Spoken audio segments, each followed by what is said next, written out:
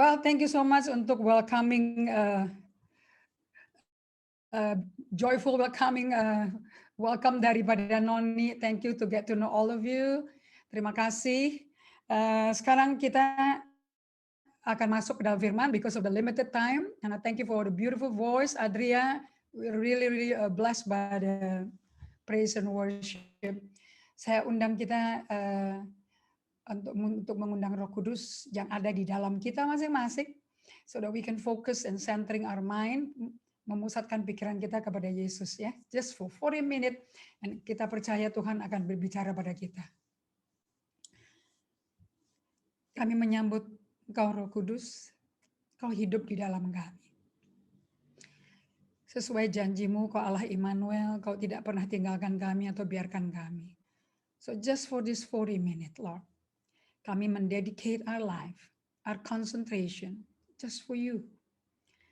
Kau bimbing kami supaya sepanjang hari ini, kami bisa berjalan selangkah dengan Engkau, Roh Kudus.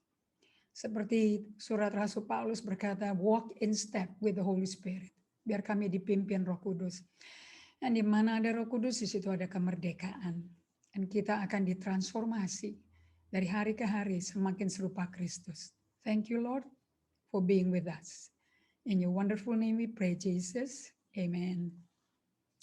Saya kasih judul hari ini, selama pandemi global, kita sudah lalui, bagi kerja kami, exactly 15 March 2020, kita go online.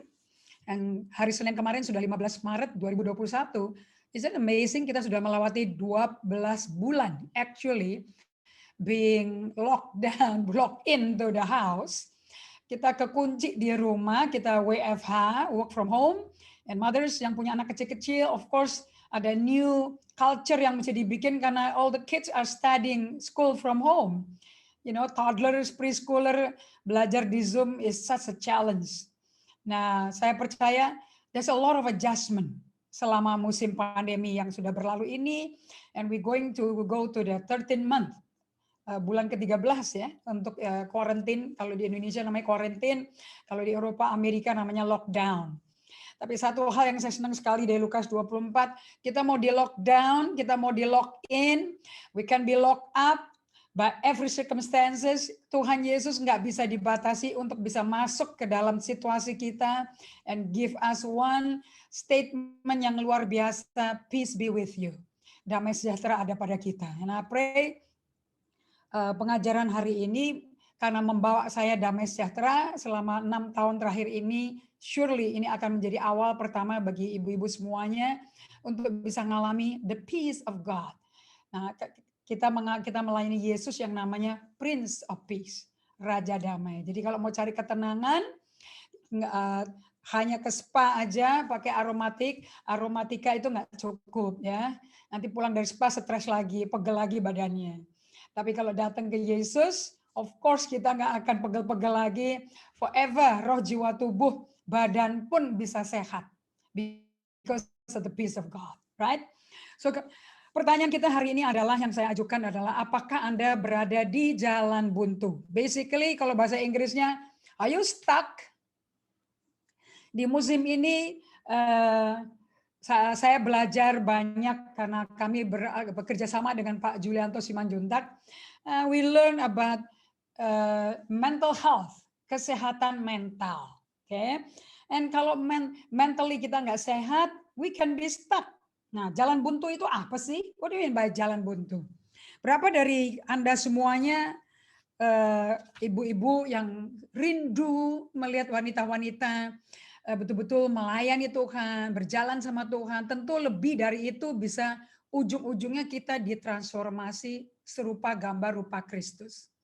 Where di mana kita hidup dalam keseharian kita sekarang semuanya di rumah, terkunci di rumah, pergi juga sibuknya nggak ke ruangan ya. Kita punya handbag yang isinya hand sanitizer, disinfektan, kita punya sabun juga, kita punya masker, ada berapa macam masker yang pakai pattern yang seperti dokter untuk di rumah sakit, whatever. Kita jadi collector of masker.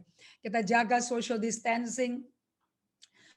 Nah, apakah dengan segala macam aktivitas kerohanian kita. Gereja memberikan yang terbaik. Saya sebagai pendiri gereja, I want to share my life to you. Okay? Segala aktivitas-aktivitas yang kita berikan di gereja. Padahal kita itu datang ke Tuhan itu setelah lahir baru. Kita semuanya tulus ikut Tuhan Yesus. Nggak ada motivasi, nggak ada politik, nggak ada anything behind the bush. Kita betul-betul tulus nyari Tuhan. So, di mana ada firman, di situ ada kita. Nah, itu perjalanan hidup kita pertama kali saya lahir baru. Nah, kemudian kita masuk ke gereja and become a member of the church. Kita ikut yang namanya Sunday service, kita ikut yang namanya Bible study midweek, pelajaran Alkitab tengah minggu, doa pagi, doa malam, kaum ibu, anak-anaknya ikut, suaminya ada kaum bapak, seminar, conference, all of those kita ikut. Tapi kita mesti jujur dengan diri kita sendiri. Coba hari ini kita bertanya, cek pola perilaku kita. Or in English, can you check our behavior? Bagaimana kelakuan kita memperlakukan sesama di rumah yang sekarang ini totally activity is at home. You know, bahkan sekarang saya bawa firman dari rumah. Isn't it amazing? Kalau dulu mesti dijemput, mesti keliling-keliling, mesti keluar kota. Now at the click of a button, saya bisa ada di Papua, saya bisa ada di Los Angeles, saya bisa ada di Singapura, saya bisa kunjungin orang jemaat Tuhan dimanapun juga. Isn't it amazing for Zoom? Namun setelah aktif seperti itu, how do I treat my family at home? Bagaimana saya perlakukan keluarga saya di rumah? Karena saya di rumah ini dengan mami saya 92 tahun. By the way, masih agresif, masih aktif, bukan sitting duck doing nothing. She's still cooking, she's still shopping in the supermarket. Dia masih ke ibadah ke gereja, ikutin saya kalau hari Minggu we go live streaming on Facebook. So she come, dia bilang saya lebih suka ngeliat ketemu orangnya daripada nonton di screen katanya. And so still up and running, still alert, okay. Nah, bagaimana saya perlakukan orang-orang tua seperti ini yang pola pikirnya udah di set because she's gone through life, you know, udah makan asam garam. Dengan keponakan yang Gen Z, generasi Z, keponakan yang milenial, they all have different culture, gitu ya. Saya ini dibesarkan dengan generasi tradisional yang cara Belanda, everything itu exact, precise. Je moet zo, mesti begini, nggak ada tadeng aling-aling. You know, and with my niece and my nephews dan juga my grandniece itu udah beda cara ngomongnya sama mereka. Mereka nggak suka komando, mereka nggak suka. And ini akan betul-betul berbicara ke batin kita, oke? Okay? And how do we react emotionally? Bagaimana emosi kita reaktifnya? Coba Anda jawab pertanyaan ini, which will be good untuk Anda self reflection.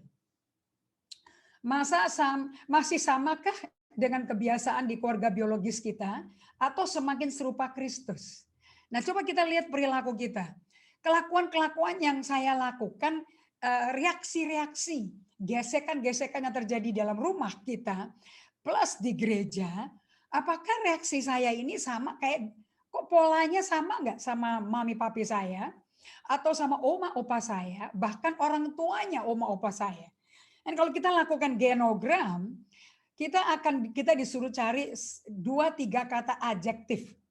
Apa yang bisa kau gambarkan dalam perkawinanmu, perkawinan orang tuamu, perkawinan dari opa-omamu, minimum 3-4 generasi. Because one family di keluarga Allah tuh 4 generasi. Allah Abraham, Allah Ishak, Allah Yakub, Allahnya Yusuf. So kita mesti cek 3 generasi di atas tuh kayak apa. Nah, can you check whether cara kita membesarkan anak kita, berhubungan dengan suami, berhubungan dengan keponakan atau dengan cucu-cucu, itu seperti nenek moyang kita? Okay. Or are we setelah sibuk aktif dengan segala aktivitas gereja, lebih menjadi serupa Kristus? Dalam yang kedua, in this 1 dekade ini ya, this past 10 years, terakhir ini, apakah kita tuh semakin intim hubungan kita dengan Yesus? Atau semakin sibuk melakukan pekerjaan for God? Yang ketiga, berapa jauhnya ya? Coba kalau kita cek tiap hari, jarak hati saya hati kita kepada hatinya Tuhan Yesus? How far is it?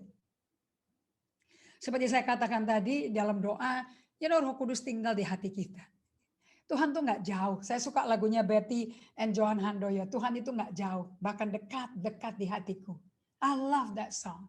Karena itu mengingatkan kita kembali, kita bisa angkat kepala praying to God, but really dia punya being ada di dalam kita masing-masing. Right? Nah, saya belajar kitab Wahyu, during this past 12 months, tentu saya banyak waktu sekali untuk kembali reviewing, meditating, lakukan Lectio Divina, mendengar suara Tuhan melalui firman yang dia tulis, ditolong Roh Kudus yang ada dalam saya. Dalam kitab Wahyu itu ada 7 jemaat. Itu actually bukan kita pilih-pilih kita gereja yang mana ya tipenya ya, Philadelphia aja, jangan kayak Efesus, jangan kayak Smyrna. No, we cannot do that. Itu adalah perkembangan dalam masa ke masa how the church in the world is growing. Itu berkembangnya kayak apa? The last church, kita semua masuk ke dalam dunia seperti jemaat Laodikia, where material wealth, kekayaan materi, kesuksesan materi definisinya itu mengatasi kesuksesan di mata Tuhan, di lensa Tuhan. Definisinya beda. Kita tahu definisi suksesnya gereja itu tentu bicaranya cuma satu ya. Matius 25 ayat 21. Di mana Yesus berkata, to us, well done, good and faithful servant. Baik sekali perbuatanmu, hambaku yang setia. So kita nggak bisa bagus perbuatannya sampai kita teruji setia sama Tuhan. Oke. Nah, di kitab Wahyu pasal 2 kita dengar di sini. Saya kutip beberapa aja ya. Tuliskanlah kepada malaikat-malaikat jemaat di Efesus. This is his church. Ini gereja yang Yesus bangun, yang Paulus bagikan Injilnya. Dan ini gereja di Efesus yang paling banyak mujizat ya dari pelayanan Paulus. Inilah firman dari dia yang memegang ketujuh bintang ini di tangan kanannya. Berjalan di antara ketujuh kaki Dian emas itu. Aku tahu kok segala pekerjaanmu. Yang ini kita mesti lingkari nih. Tuhan tuh tahu di mana kita sekarang. Tuhan tuh lihat kita tuh lagi ngapain. And dia tahu pekerjaan kita. Okay? So kita nggak usah bingung siapa yang kasih upload kepada pekerjaan kita. No need. Because God sees our work. Baik jerih payahmu maupun ketekunanmu, aku tahu. Bahwa engkau tidak dapat sabar terhadap orang-orang jahat. Engkau telah mencobai mereka yang menyebut dirinya rasul. Tapi yang sebenarnya nggak demikian. Bahwa engkau telah mendapati mereka pendusta. Dan kau tapi tetap sabar dan menderita oleh karena namaku. Dan kau tidak kenal lelah. Ini gereja ekstremis ya. Namun demikian aku mencela engkau. Karena engkau telah meninggalkan kasihmu yang semula. Satu esensi yang paling penting yang membuat kita menjadi jemaat Tuhan. Kok hilang? And kepada 7 jemaat ini pesannya Tuhan tuh sama semua di akhir daripada suratnya kepada setiap jemaat di masa yang berbeda ini. Coba kita lihat ke Wahyu 3 ya. Kita baca nanti. Jadi ini sekarang ke jemaat Laodikia. Karena kamu tuh suam-suam kuku. Karena kenikmatan dunia, kekayaan materi itu sudah melarutkan, diluting our commitment to God. Kita udah nggak peka lagi. Yang dari Tuhan, mana yang duniawi itu nggak kelihatan. Okay? Because berkat itu didefinisikan oleh gereja saat ini material wealth, kekayaan materi. Not our relationship, not the one thing that we need. Bukan satu hal yang kita butuh. Kita lihat. Kamu nggak dingin, kamu nggak panas. Aku akan muntahkan kau dari mulutku. I'm gonna spit you out of my mouth. I will vomit you. Itu John Bevere dulu ngomong kayak begini. Kalau sesuatu itu muntah dari kita, berarti nggak ada tempat di perut kita. Our stomach cannot accept it. Jadi Tuhan nggak terima kita, basically. Karena Yesus kepalanya, gereja itu tubuhnya. Ya. Karena engkau berkata, hei jemaat Laodikia, aku kaya, aku telah memperkayakan diriku, aku nggak kekurangan apa-apa. Dan karena engkau tidak tahu bahwa engkau itu melarat, malang, miskin, buta, dan telanjang. Tapi ini dari lensa Tuhan ya. Jadi definisi prosperous, makmur, whole secara utuh di mata Tuhan sama di mata dunia itu beda definisinya. Maka Karena mereka itu jemaat Tuhan, mereka mesti naik ke standarnya Tuhan. Aku nasihatin kamu, supaya engkau tuh membeli daripadaku emas yang telah dimurnikan dalam api, agar engkau jadi kaya dan juga pakaian putih, supaya engkau tuh memakainya, agar jangan kelihatan ketelanjanganmu yang memalukan. Lagi minyak untuk melumas matamu, supaya engkau melihat. Lihat apa? So you see yourself the way God sees you. Saya tidak ada waktu yang lebih indah daripada pada pandemi, global pandemic COVID-19 ini. Di mana semuanya dibuat diam. To slow down, to stop. Kita semua harus kurangi tempo, berhenti, to be still and silent before God. Untuk berdiam di hadapan Tuhan, menanti Tuhan. How long? Doesn't matter. Selama kita menanti di hadirat Allah, it doesn't matter. Karena pada waktu kita menanti di hadirat Allah, Tuhan lagi bekerja dalam kita. Seperti suratnya ini, dia lagi ngutik-ngutik, lagi operasi ke dalam jemaat loh ini. Dia lagi masuk ke hatinya orang-orang. Do you see what I see about you? Nah ini Tuhan kasih tahu sama saya, I think waktu kita pertama kali live Facebook Bible Study, Tuhan kasih tahu bahwa you are entering a great pause.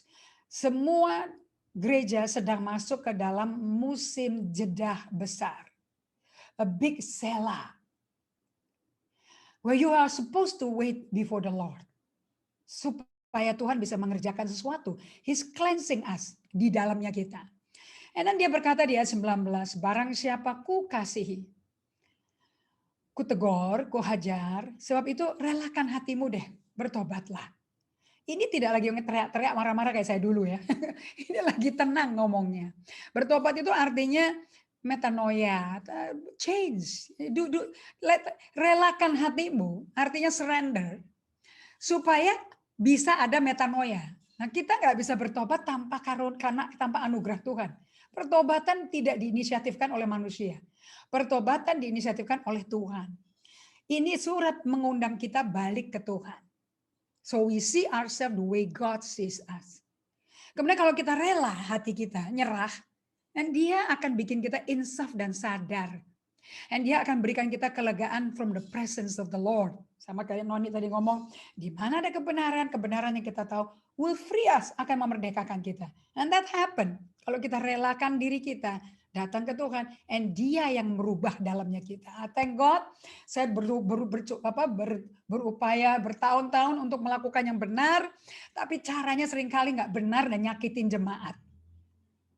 Perlakuan saya, cara bicara saya, body, posture saya, mimik saya, intonasi saya, it hurts the sheep of God.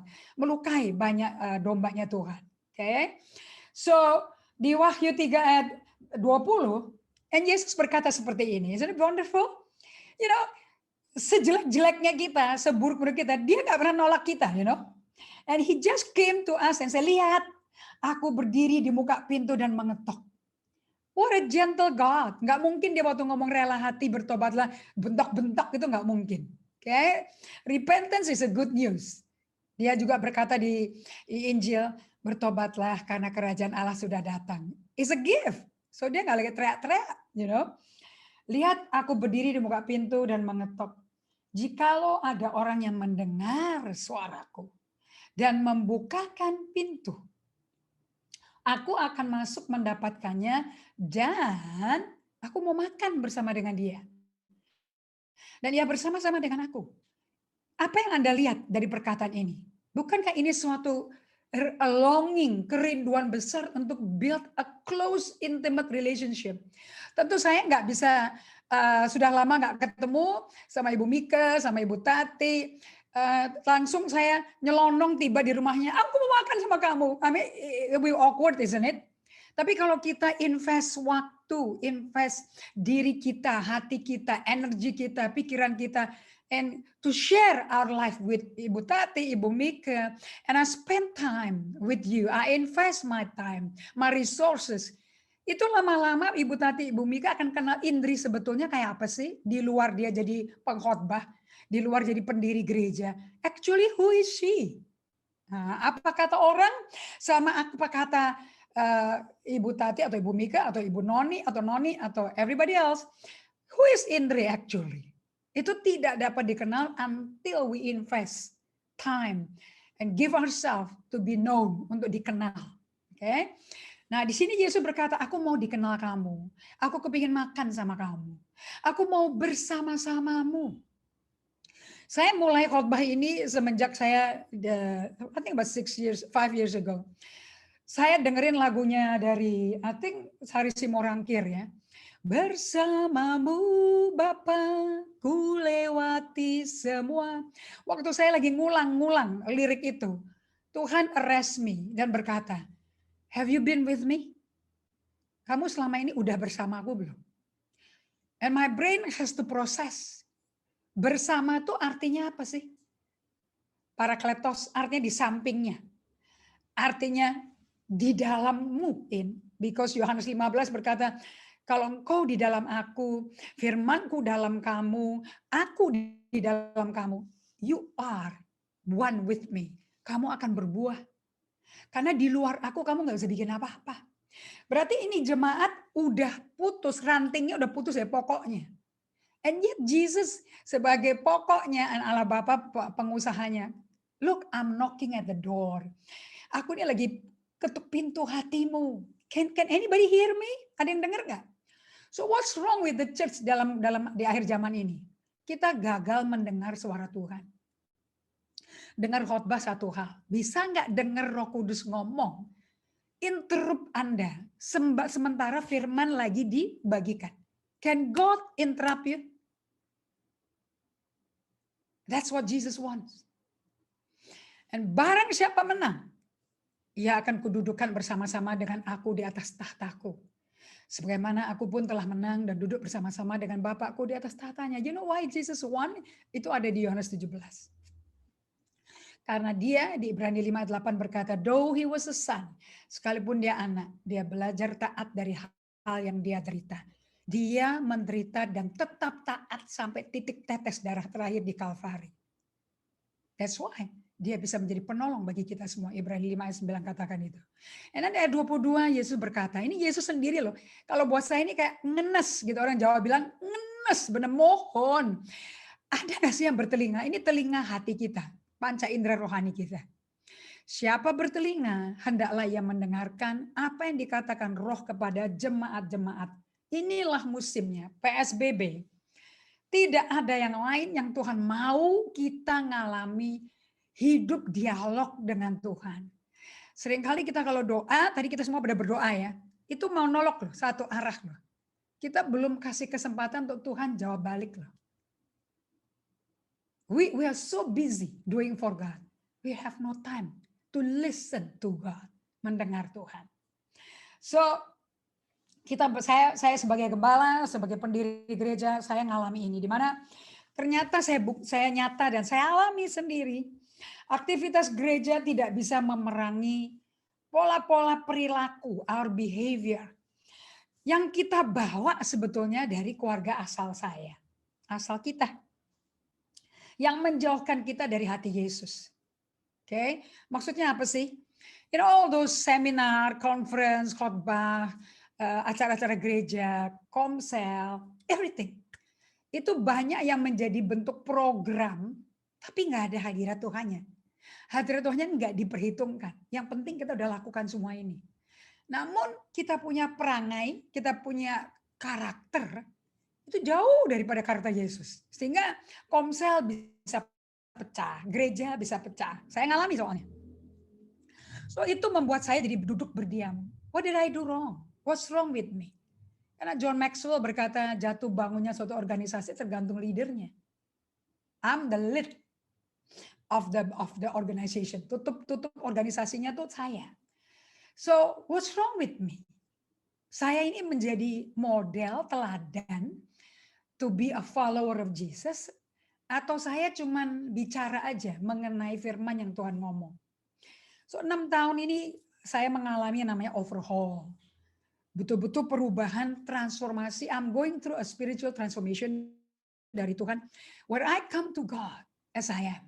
Hanya to be with God. Not to do for God. Oke. Sebab emosi saya nggak sehat. Dan kalau emosi kita nggak sehat, rohani kita nggak bisa dewasa. Karena buah roh itu Galatia 5 ayat 22. Dan Rasul Paulus tulis the best, mantan pembunuh berseri bisa menulis surat the best of the best, the love letter. Surat cinta. Cinta agape-nya Allah. 1 Korintus 13, Galatia 5 ayat 22. Buah roh adalah, cuma satu ya buahnya ya, kasih. Where you have the love of God, ada damai sejahtera, sukacita, lemah lembut, ada meekness, ada penguasaan diri, kesabaran, ramah. Kalau ada orang dirugikan kita nggak ketawain, kita ikut berduka, it's amazing. Yang transformation yang di dalamnya dirinya Paulus, amazing. So kita hari ini mesti jujur-jujuran dengan perasaan kita. What actually are you feeling? Apakah Anda feeling cemas, takut, bingung, kecewa, iri, sakit hati, dendam, kesel, kecewa, dan sampai ngedumel, sampai pahit? What are you feeling actually? And do you know what? Yesus kita, terutama di musim Prapaskah ini ya, kalau bahasa Inggrisnya namanya Lenten season, we are on the 40 days menuju Paskah nih. Di mana kita diundang kembali, meninjau diri kita, melakukan eksamen. To check our heart, where are we with God? Okay? Nah, Raja Daud, kitab Mazmur itu 150 pasal. Sekarang saya ngerti kenapa kok Daud itu ada, kenapa kok kitab Mazmur itu di tengah-tengah perjanjian lama dan perjanjian baru. And why is so important to do Mazmur? Mazmur itu bukan belajar nyanyi-nyanyi buat Tuhan.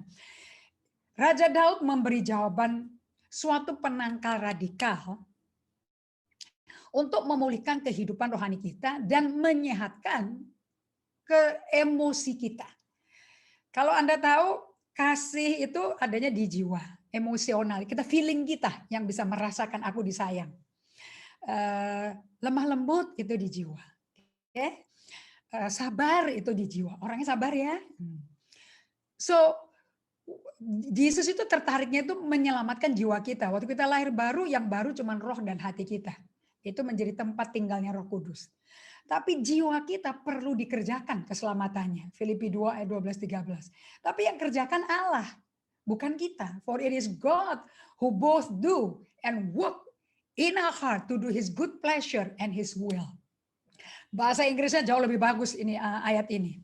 Karena Allah lah yang mengerjakan dalam kita, baik pekerjaan sesuai kerelaan Dia dan kehendak Dia.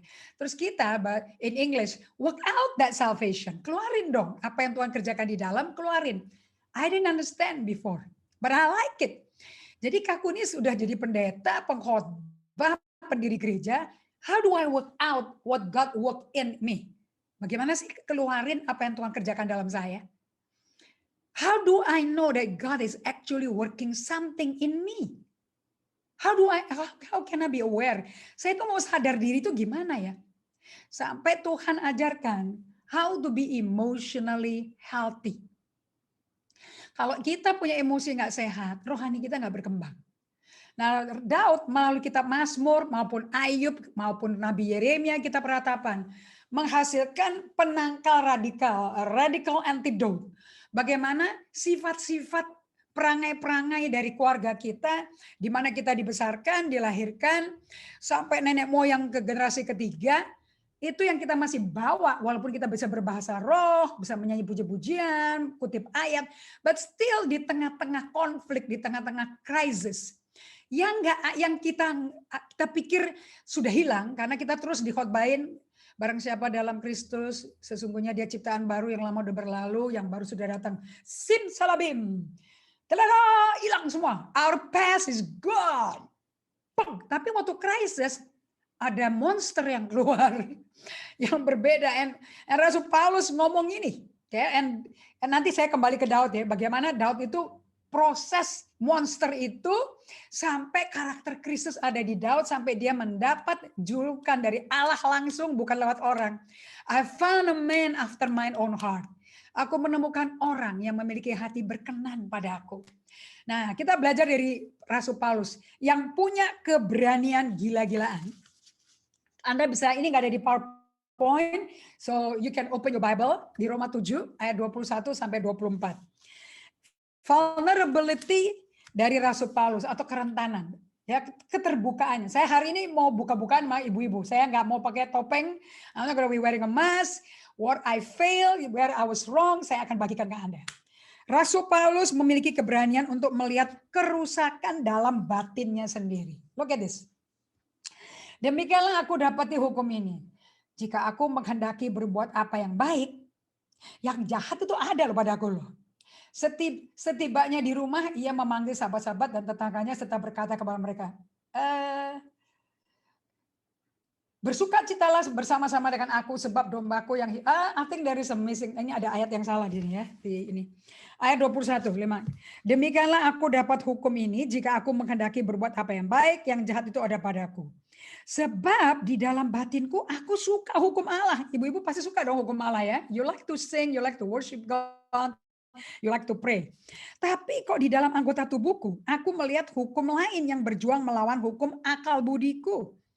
Oke. Dan membuat aku menjadi tawanan hukum dosa yang ada dalam anggota tubuhku. Contohnya, ibu-ibu ya. Berapa dari Anda suka puasa? Doa puasa. Langsung otomatis kalau orang gereja tuh puasa nggak makan, nggak minum. Ya siap-siap aja kalau mau menjadi Esther silakan. Nggak makan, nggak minum. Ekstrim sekalian, jangan nelen ludah ya. Buang ludahnya itu. Awas kan nggak boleh loh ya. Nah, if you want to ekstrim kayak gitu. Berapa dari Anda jujur-jujuran ya hari ini ya? Kalau anak milenial nggak suka tuh bohong-bohongan. Jujur-jujuran sama mereka.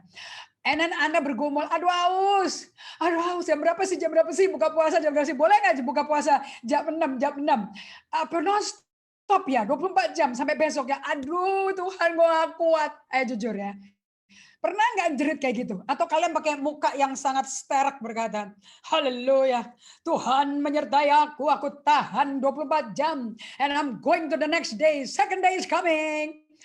Atau Anda mau kayak begitu? I mean, that's a mess, itu pakai topeng. God want us to be human. Tuhan mau kita jadi manusia. Sisi kemanusiaannya dikeluarin aja. Di musim Prapaskah ini, Yesus mempersiapkan diri untuk menghadapi penderitaan paling ngeri. Getsemani adalah persiapan Yesus menuju Kalvari. Bukankah dia nangis? Aduh, saya suka sekali bahasa Inggris Amplified Bible, Ibrani 5 ayat 7. And Jesus offer up earnest cry. Dia mempersembahkan jeritan tangisan. Sungguh-sungguh. Dia mempersembahkan ratapan tangisan dan doa. Dia berkata, Matius 26 langsung ngomong, aku rasanya mau mati, aku gak kuat. Tuh Bapak kalau bisa cawan ini lalu tolong dong. And itu aja untuk menghadapi itu. Dia minta ditemenin 3 temannya loh. Petrus, Yohanes, Yakobus.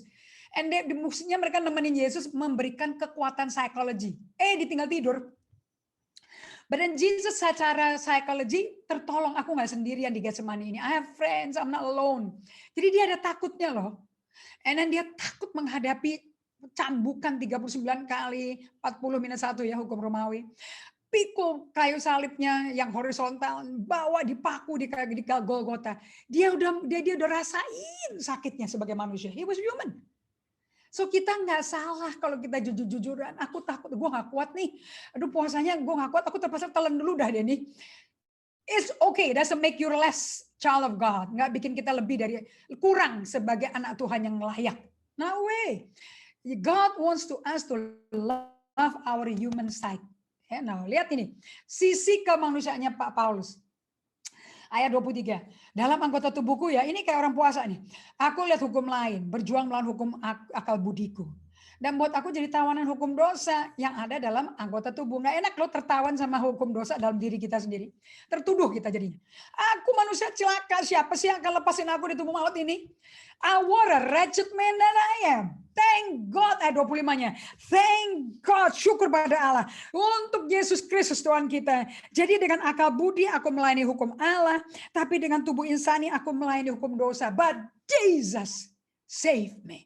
Masuklah ke Roma 8. We are living by the Spirit of God dipimpin Roh Kudus. So, nah, Paulus ini lagi ngapain ibu-ibu? Dia mengkeluarin emosinya. What a wretched man. Dia bisa ngomong, aku ini manusia celaka. Di dalamku ada horor, manusia horor, ada Frankenstein, yang suka timbul-timbul, mesti udah dikubur mati tapi hidup lagi tuh. Okay? Melawan dia mentaati Tuhan. Who can save me? Jesus, He can save me. Nah, bagaimana Yesus nyelamatin? Itu Daud ajarin. Di semua kitab Mazmur, ibu-ibu pelajari baik-baik nah ya. Kita lompat dulu Puput kalau ke Mazmur 55. I'll show you how David melakukan pemproses kedagingannya dia atau manusia lamanya dia. Itu monster kita tuh yang kita bawa, yang bawa perangai keluarga kita dari zaman baheula itu jadul-jadul keluar terus sehingga ciptaan barunya kalah terus gitu loh. Orang kepingin lihat kita lemah lembut, sabar, pendengar yang baik. Banyak orang tuh dengar untuk menjawab, bukan dengar untuk mengerti perasaan kita, you know. So, teladan hidup dari Daud, dia tuh bisa mengintegrasi kesehatan emosi sama kerohanian kontemplatif. Ini yang akan saya bagikan, kontemplatif. Terbukti dalam kehidupan Raja Daud. Lihat di Mazmur 55. Anda mesti bisa bedain ya, mana yang Daud ekspresikan unek-unek emosi dia ke Tuhan, mana yang dia tuh bicara iman ke Tuhan. Untuk pemimpin biduan dengan permainan kecapi, nyanyian pengajaran Daud. Berilah telinga ya Allah kepada doaku, jangan bersembunyi dalam permohonanku. Perhatikan aku dong, jawab aku. Aku ini mengembara dan nangis karena cemas. Nah, ibu-ibu, ini Daud lagi jerit emosinya atau lagi haleluya, kita bersajak. Berilah telinga ya Allahku kepada doaku. Enggak, ibu-ibu, dia lagi nangis. Lagi nangis, kepepet, ketakutan. Kan Anda tahu 40 tahun diuber mau dibunuh sama Saul. Anaknya aja kudeta Absalom. Adonia juga. Right? This guy went through hell emotionally. Untung dia nggak depresi loh. Dia nggak depresi, dia nggak minum obat penenang. Apa sih obat penenangnya? Itu penangkal radikalnya Daud. Dia bawa emosinya kepada Allahnya. Dia ngamuk ke Tuhan, dia kesel ke Tuhan, dia tumpahin semuanya. Ini namanya doa ratapan. Makanya buku ratapan itu penting. Kemudian di ayat berikutnya ayat 5. Lihat apa yang diungkapkan Daud. Itu kata-kata yang dia telah buat atau emosinya yang keluarin ya. Hatiku gelisah, aku ngeri maut dalam menimpa aku. Anda pernah nggak sih kalau dia mengalami ditekan, difitnah, dikhianati orang, dijelek-jelekin, dimasukin ke viral, hoax, jadi berita hoax. Terus Anda bawa rasa takut, cemas itu kemana? Dan Daud ajarin bawa ke Tuhan. Memang Tuhan kerjanya mau ngambil jiwa yang luka, bawa ke dia. Ini adalah manifestasi Yesaya 61, ayat 1-3. Kamu bawa ke aku abumu, aku kasih kamu perhiasan kepala. Kamu bawa ke aku semangat mudarmu, aku kasih kamu jubah puji-pujian. Nah, kita tuh disuruh dengan kondisi stres mental, depresi, segala macam, marah, kesel, mau teriak. Tapi kalau di depan orang Kristen, haleluya, shalom. Bagaimana kabarnya? Haleluya. Sama Daud, dia nggak begitu, dia diam, dia lari ke Tuhan. Wah, unek-uneknya, teriaknya tuh full emosinya, keluar. Daripada kita lemparin ke saudara kita, ke keluarga kita, mendingan Tuhan bilang, "Mbak, aku sanggup menampung segala kejelekan kamu, kekurangan kamu." Dan Daud berkata, aku ini dirundung takut, tahu gak sih Tuhan? Aku gentar, perasaan serem meliputi aku. Gue takut banget loh Tuhan. Tetapi, nah di sini lihat kombinasi iman ya, ayat 17 ya, saya jam. But I call upon the Lord, my Lord, you can save me. Ini imannya hidup tiba-tiba. Dari nggak berdaya emosinya, terus dia gandeng, dia integrasi dengan faith. But Lord, I call upon you, you are my savior. In the morning, ya waktu pagi, petang, tengah hari, Lord, aku dirundung kecemas loh. Aku nangis terus loh. But you hear my voice, right? Bukankah ini faith? And then dia ngomong ke dirinya, serahkan khawatirmu pada Tuhan. Maka ia akan melihara kamu. Karena nggak untuk selama-lamanya kok. Orang benar ditinggal Tuhan sampai goyah terus. Not forever. Isn't it beautiful? Nah, kita kembali lagi ke bagaimana di slide yang what is it? 10 ya. Dan Raja Daud memberi jawaban untuk menangkal semua tekanan-tekanan jiwa, mental problem dengan integrasi kesehatan emosi dan kerohanian kontemplatif. Mayoritas orang Kristen kalau banyak tertekan, banyak masalah, semakin sibuk aktif pelayanan. Kita melihat di sini ada diagram yang saya bikin bagi Anda. Diagram ini menunjukkan sebetulnya bagi orang-orang Kristen majority including me, including termasuk saya. I used to have my identity. Identitas saya itu adalah I am what I do. Saya ini apa yang kau lakukan. Aku adalah apa yang kau kerjakan buat Tuhan. Kalau ditanya Indri Gotama siapa ya? Langsung jawabannya apa? Karirnya, profesinya, kerjaannya apa. Oh hamba Tuhan, oh pendiri gereja, oh dia gembala senior. What I do is my identity, is who I am. So kita semua sibuk doing for God. Karena saya terkenal dengan apa yang saya buat. Makanya saya bisa masuk ke Kick Andy, di interview, karena saya adopsi satu dusun di NTT, yang bupatinya aja nggak tahu ada itu dusun. Menjadi satu lingkungan, 600 orang penduduknya, orang-orang itu orang-orang afkiran, orang-orang pencuri, pencoleng yang pada kabur tuh ngumpul semua di situ. So anak-anak kecilnya umur 2 sampai umur SD, umur 12 tahun, saya kumpulin, saya bikin sekolah PAUD sampai SD. Sampai sekarang udah ada 2 di Jakarta, jadi juara kelas juga. Okay. So everybody knows Indri because of what I do for God. Tapi bagaimana kehidupan Indri dengan Tuhannya? Being with God, nah ini being with God namanya kontemplatif. Contemplation is simple. Just to be still, to be with God. Nah, contemplation itu being with God. Itu describe my inner being, my inner life. Kondisi kehidupan manusia batin Indri kayak apa ya?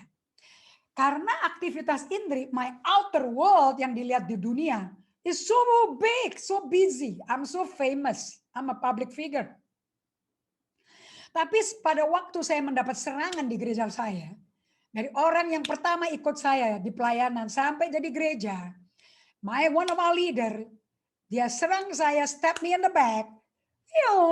Kok my life itu kayak ini, panahnya bengkok langsung. Kok emosinya letoy, langsung stres, depresi, sedih, like what's wrong with me? Kayak nggak bisa apa-apa, blank pikirannya. You know? Nah, when I came across, waktu saya sadar diri, nah ini untuk saya bisa ngomong kayak gini, I came to a time of self-awareness. Ternyata self-awareness adalah kunci untuk freedom, to be transformed, to be like Jesus. Kalau kita nggak tahu bagaimana kondisi kita, we don't know what to change. Kita nggak tahu apa yang mesti bertobat dari apa, nggak ngerti. Dan kita banyak tutupi segala kelemahan kita, itu dengan banyak aktivitas. To cover, to shield the poor, sick emotional being that I have. Okay? Nah, apakah sebetulnya saya melakukan banyak doing for God itu, apakah itu suatu tameng? So I gain approval. Karena saya baru tahu di masa kecil saya, waktu mami saya tahu hamil saya, dia kepingin abortus. Worst of all, pada waktu saya usia 8 tahun, karena orang tua saya belum dalam Tuhan, saya di Kuepang. Kuepangnya ngeri banget. Saya tiba-tiba dikirim ke Semarang, ke rumah tante adik papi saya. Terus tiba-tiba ditaruh situ ada oma segala macam. Tapi saya ditinggal pulang. And tidak ada penjelasan. And when my brother was doing solitude and silence, dia itu dibukain. A memory when he was 10 years old. Dia lihat adiknya terteriak-teriak di pinggir jalan, manggil-manggil maminya. And it hurt him. Saya waktu cerita itu, saya kok merasa kembali rasa terlantarnya, being abandoned. Nah, semenjak itu, sejak saya kembali lagi ke rumah orang tua saya, ternyata saya ini orang yang bekerja keras to gain acceptance from my father. Saya jadi performance oriented person. Apa-apa excellent, kerja excellent, sekolah excellent. Apa-apa the best of the best to impress my father supaya aku ini diterima, jangan dibuang-buang. Nah, apakah selama saya melakukan pelayanan, I have so many doing for God, itu diagramnya saya. Diagramnya kalau neracanya sampai jomplang begitu ya. Apakah my doing for God ini to impress people atau to impress me, to be accepted, or is it because of God, karena Tuhan? Nah, pertobatan ini membawa saya ke diagram kedua. Di mana identitas saya menjadi siapa sih aku di dalam Tuhan sebetulnya? Who am I? Who is Indri? Aku adalah anak yang dikasih Allah dan dikenal keturunan Tuhan. Inilah identitas yang Yesus miliki waktu dia dibaptis di Sungai Yordan. Dia nggak punya CV loh. Dia nggak pernah bikin apa-apa for the Father. 33 tahun dia tersembunyi, doing nothing. Tapi begitu muncul di Sungai Yordan, langit sobek. Dan bapaknya berkata, "This is my son, in whom I delight. And I love and I'm pleased with him." Wow. Bukankah kita semua kepingin dengar papa kita ngomong kayak gitu sama kita? Or even our children kepingin kita ngomong gitu kepada mereka. Namanya afirmasi ya. Nah, kalau untuk bisa mencapai taraf di mana I know who I am and I know what I am, the purpose untuk saya lahir di bumi, the purpose untuk saya diselamatin Yesus. Saya akan punya diagram balance seperti ini. That my being with God and my work with God, bukan for God, itu seimbang. Alias pekerjaan yang saya lakukan itu dengan Allah keluar dari hubungan dengan Tuhan. My spending time. Berapa lama saya spend time be with God. Saya suka lagunya Kim Walker, Just Be. Just be with you here at your feet. Saya nggak pernah tuh kasih itu. I'm a doer, I'm an executor. Motivasinya apa? Nah, dari identitas ini saya melihat diagram baru di mana my inner being now become the same as my outer life. Karena saya spend time with God, itu dari spending time with God, therefore aku dapat agenda Tuhan, and bersama Yesus mengerjakan kehendak Allah. Not my will for God, tapi His will di dalam aku dan melalui aku. So, pada waktu saya ngalami goncangan, hantaman kayak apapun, look at my life, the arrow is straight, enggak bengkok-bengkok. I'm strong. Backbone saya, Josh Meyer berkata, backbone kita bukan kayak spaghetti, tapi kayak steel. We are strong. Kita tetap setia sama Tuhan di tengah badai situasi apapun. Ekonomi yang goncang, bisnis yang goncang. Di masa semua ekonomi itu tertekan karena PSBB. People nggak bisa kerja di kantor, orang nggak bisa kerja di pabrik, social distancing, everything, orang paranoid dengan OTG ini semuanya. But we can be strong in the inner man. Nah, ini digambarkan oleh Maria. Saya kutip satu ayat di Lukas 10 ayat 42. Ibu-ibu pasti tahu ya ceritanya Marta dan Maria. Saya 100% Marta. Kalau Anda lihat Ibu Indri dulu hot on fire, I'm nothing but Marta. Marah-marah, terus frustrasi, terus nggak ada orang nggak dimarahin satu hari, ya. Capek loh tuh marah tuh capek ibu-ibu, capek. Ya. Makanya suka duduk-duduk ngafek, kayak nongcek. Kenapa capek marah itu? Karena orang kok nggak ngerti-ngerti sih. But then I learn from Mary. Saya ambil dari Amplified ya. Serta Marta marahin Yesus. Isn't it crazy? Marta marahin tamu yang diundang. Suruh Maria tuh daripada duduk-duduk nganggur di kakimu, bantu dong aku. You know, di dapur dia pancinya kelondang. Bayangin aja dia mesti sediain makanan untuk 13 laki-laki Yahudi loh. Yesus dan 12 rasulnya. And look at Jesus, jawaban Yesus. Kalem banget. But only one thing. Berapa thing ibu-ibu? One. Not even satu lusin. One. But only one thing that is necessary. Nah, saya ini orang kolerik sanguin ya. Orang kolerik itu decision maker. Kata MUST itu mendarah daging. You must. I decide. Nah, itu mengerikannya orang kolerik itu. Kita mesti jujur-jujuran hari ini, Bu. Kita nggak bisa pakai topeng, kasihan yang milenial, stres dari mereka. Tapi saya diubah sama Tuhan by being with God, sitting at the feet of Jesus. Di mana the one thing necessary. Di sini saya kagum loh. Necessary sama have to, must itu beda jauh loh. Itu kalau must itu tidak ada neko-neko, tidak ada negosiasi, absolute. A is A, B is B, and nothing A plus B. Nggak ada itu.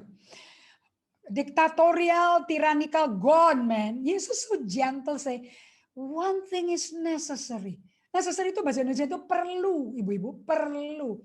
Satu hal perlu. Ya kalau enggak perlu ya enggak gitu loh maksudnya. Satu hal perlu. For Mary has chosen, dari free will-nya Mary, dia udah pilih sendiri. The good part. That which is to her advantage. Maria perlu memilih dan sudah memilih yang perlu bagi dia. Satu hal aja. Dan ini untuk keuntungan dia. Which will not be taken away from her. Yang tidak akan diambil dari dia. What is that? Ibu-ibu? Sitting at the feet of Jesus. Sementara Marta banting-banting panci, sibuk minjem tetangga, piring lah, placemat lah, segala macam, minyak zaitun lah buat nyotor roti tak beragi, everything, panik segala macam. Maria itu bisa diem, nggak geming loh. Saya jamin ya, kalau Maria disuruh bantu Marta oleh Yesus, dia akan lakukan pekerjaan Marta dari jiwa yang kalem, tenang. Don't you think so? Karena dia punya gravitasi itu di Yesus. So di Lukas 3 ayat 22, kita lihat ya. Bagaimana, saya tuh tanya sama Allah dulu. Nggak fair, Yesus nggak pernah belah Laut Merah, nggak belah Sungai Yordan, nggak pernah ngapa-ngapain 30 tahun selama di bumi sejak lahir di Bethlehem. Dia nggak ngapa-ngapain, baru muncul 30 tahun loh di Sungai Yordan. Dan langsung dibawa ke padang gurun, suruh puasa 40 hari 40 malam, nggak minum, nggak makan loh. Pasti nggak telan ludah juga dia. Kan itu dia mesti jujur sama bapaknya. Roh Kudus kan memenuhi dia loh. Dan langsung diuji mati-matian dengan appetite-nya for power, for authority, posisi. He was so one with the Holy Spirit. Dia nempel sama Roh Kudus. Nggak heran Allah berkata, Engkau adalah anakku yang kukasihi, dan kepadamu aku berkenan. Because what God wants is our relationship yang intim dengan dia. Kita mesti invest being with God sebelum doing for God. So di PowerPoint berikutnya saya tulis di sini bahwa kesehatan emosi membantu saya memahami tujuan dari kehidupan Kristen itu apa sih? To love well. Mengasihi dengan benar. We have to learn. Karena dosa merusak jiwa kita. Kita hilang kasih. Kita menjadi orang yang narsistik, yang egois, mau menang sendiri, cara kita, bahkan ikut Tuhan, minta Tuhan jadi sekretaris kita untuk meng-approve apa yang kita mau. Isn't it crazy? Okay? Instead of walking with God, dan kita tidak mengasihi sesama. Di 1 Korintus 13, lihat saya belajar dari Rasul Paulus. Orang sekeras Paulus ya, pembunuh berseri. Kok bisa kayak gini ya berubahnya ya? Tuhan aku mau dong kayak begini. Paling enggak kalau aku mati aku mau kayak gini loh jiwanya. Paulus ngomong kayak gini. Ini hanya orang kolerik bisa ngomong kayak gini. Kita bisa melakukan mujizat besar. Iman besar mencampakkan gunung. Buta melihat. Lumpuh melompat. Orang gila waras lagi. Kita korbankan segala yang kita miliki. Taruh nyumbang bangun gereja 1 miliar. Beli tanah 1 miliar. Bangun di Dusun Koko di NTT. 12 miliar. Wah, nggak ada pamrih sama sekali. Tetapi secara rohani saya masih bayi. Atau saya sama sekali bukan murid Kristus. Kenapa? Karena Tuhan tidak bekerja di dalam saya, melalui saya. God is not working in me and through me because saya nggak pernah punya kehidupan kontemplatif. Life is working for God. Sampai saya setuju waktu itu Benny Hinn ngomong kayak gini. I will preach till my last breath in the pulpit. Aku akan khotbah sampai napas terakhir di mimbar. Sampai aku drop dead di mimbar sedang melakukan pekerjaan Tuhan. Itu nggak sehat loh saudara-saudara ya. Nggak sehat. Kalau sampai saya punya visi kayak begitu. Kalau seandainya saya menikah, saya masih lajang ya. Bayangin, kan shock dong. Anak cucuku lihat tiba-tiba omanya mati, drop dead di mimbar loh. Ngeri toh. Udah gitu belum ninggalin warisan, nggak ada surat wasiat. Langsung tiba-tiba siapa yang ganti dia? Bingung. Belum dipilih penerusnya soalnya. No succession yet. Mengerikan saudara-saudara. Kalau kita mau kerja keras kayak gitu sampai mati di mimbar, itu pasti cepet deh ke surganya. Karena pasti mati muda. Karena kecapean badannya. Kemanusiaannya nggak diperduliin. And Yesus waktu jadi manusia, 100% dia manusia seperti kita. He can feel everything. Cuman bedanya dia nggak mau berdosa. Bukan nggak bisa, nggak mau. So Yesus berkata, if you want to be authentic, dengan buah roh dia bekerja dalam kita, you need to have time contemplation on the feet of Jesus. Okay? Jadi sebagai penutup saya tulis di sini bahwa kekristenan itu bukan mengenai usaha kita mencari Allah. Yohanes 15:16 kita awalnya jelas ya. Bukan kamu yang cari aku yang cari kamu. Bukan kamu yang pilih aku yang pilih kamu. Sampai Maranatha, tetap Yesus yang memulai pekerjaan yang baik. So kekristenan is not about us seeking God, tetapi relentless seeking of God for us. Tapi mengenai Allah yang pantang nyerah nyari kita. Makanya di Lukas 15 ayat 5-7, kalau Allah nemu kita dan kita responi panggilan Allah, surga itu berpesta. Kita lihat di sini. Dan kalau ia telah menemukannya, dia letakkan di atas bahunya. Ingat ya, ini domba yang hilang tuh. Ada 100 domba, 99 merasa suci dan benar, nggak digubris. Yang satu nakal, lari-lari. Saya baru belajar mengenai domba. Domba itu punya kelemahan berat. Dan Tuhan tetap melihat kita sebagai domba. Tuhan nggak lihat kita sebagai kambing atau binatang lain. We are sheep. Sheep itu lemah, nggak bisa mikir sendiri. Makanya perlu gembala. Dan dekat sama gembalanya. Kalau sampai ada yang lari-lari nakal, pasti dicari. Kenapa? Domba itu bisa jatuh, saudara-saudara. Kalau jatuh namanya cast sheep. C-A-S-T. Anda bisa nonton di YouTube. Dia tuh kewalik gitu loh. Di mana punggungnya tuh tergeletak di punggung. Bisa terjadi karena keberatan bulunya atau hamil. Nah problemnya kalau udah kebalik begitu, dia tuh nggak bisa balikin dirinya. Domba tuh kan nggak bisa after right, nggak bisa muter, nggak bisa mundur. Beda sama kambing. Jatuh nggak bisa berdiri sendiri lagi, mesti diputerin. Kenapa mesti segera diputerin? Yesus buru-buru nyari karena takut dia jatuh mati. Sebab asam lambung bisa naik ke jantung mati waktu dia geletak begitu. Makanya domba mesti cari, gembala mesti cari satu domba yang hilang. Takut mati karena jatuh. Setibanya di rumah dia memanggil sahabat-sahabat dan tetangganya serta berkata kepada mereka, bersukacita yuk sama kita, sama aku. Domba yang hilang telah kutemukan. Dan aku berkata kepadamu, demikian juga aku sukacita, di surga itu ada sukacita. Karena satu orang berdosa itu bertobat. Lebih daripada sukacita karena 99 orang benar. Anda mesti lingkar itu, ada orang merasa benar. Saya suka domba yang hilang ini. Dan bagaimana Yesus perlakukan domba ini. Anda mau tahu? Pasti Anda punya gambarnya ya. Dia ditaruh di tengkuknya Yesus. J.B. Phillips nulis kayak gini. Can you feel, if you are the lost sheep, bisa nggak bayangin pipinya si domba itu di pipinya Yesus. Dan satunya pantatnya dia di pipi Yesus. So he was so close to the pastor, to the shepherd. Dan saya menemukan buku beautiful called Smell Like Sheep. Gembala itu adalah orang yang paling baunya mirip domba. Bau pesing.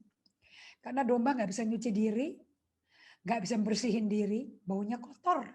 Kalau dibersihin gembalanya, bersih. So unless we are close with God, we cannot be clean. You know, and God really loves us so much. He wants us to be with Him.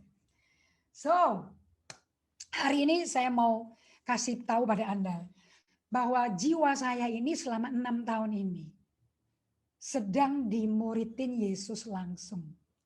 Because I choose to be sitting at the feet of Jesus. Because it's one thing necessary for me supaya saya mengalami kesehatan emosi. Saya bisa wah khotbah, pulang capek. Ditanya udah makan belum? Gini, jawabannya atau snappy, you know. Saya lagi mikir, gila aku ya, di mimbar ngomong kasihilah sesama. Di rumah ditanya baik-baik sama mami. Nggak apa-apa. Kok nggak sopan, kok nggak hormat. And that really, selama saya mengalami serangan di gereja, hal-hal kayak gini jadi sensitif. And I said, Mom, I'm sorry. Saya nggak memperlakukan mami the way. Like the law of God says, love your neighbor as I love you. Saya nggak bisa mencintai mami kalau saya nggak mengalami cinta Yesus. And Yesus nggak bisa mencintai kita kalau kita nggak pernah memberi diri duduk di kaki Tuhan. 2 minutes every morning. 2 minutes every afternoon. 2 minutes every evening. Padahal kita 16 jam kerja loh. I only give him 8 minutes. Saya ditanya, Tuhan, do you love me? Pertanyaan itu pun ditanya sama gembala terbaik di Alkitab namanya Petrus. Orang yang nyangkal 3 kali, become the best shepherd of all. Jesus asked, tidak dikondem. Peter, do you love me? So that's the question today. Do we love? Apakah kita mencintai sesama? Seperti kita cinta diri kita. Dan kita nggak bisa mencintai diri kita sampai kita tahu Allah mencintai kita. Dan kita nggak tahu Allah mencintai kita sampai kita relakan diri kita to be at the feet of Jesus and allow Him to shower us, fill us with His presence and transform our being. Yang bisa merubah kita cuma Tuhan. Yang bisa membalut luka kita cuma Tuhan.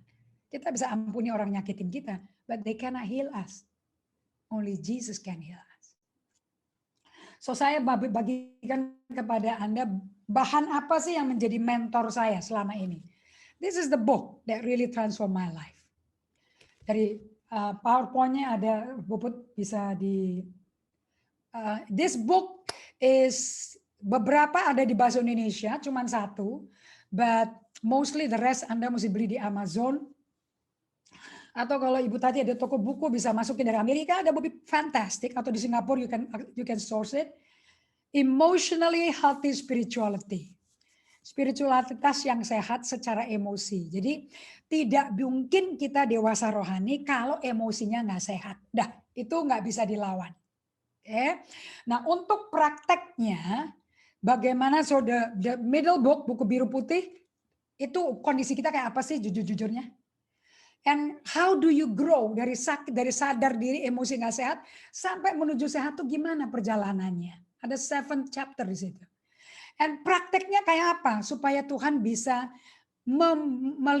mengisi jiwa kita tiap hari, mentransformasi kita, bekerja di dalam jiwa kita, pekerjaan menyelamatin jiwa kita. Buku kecil yang namanya Day by Day, that's your daily ibadah harian Anda.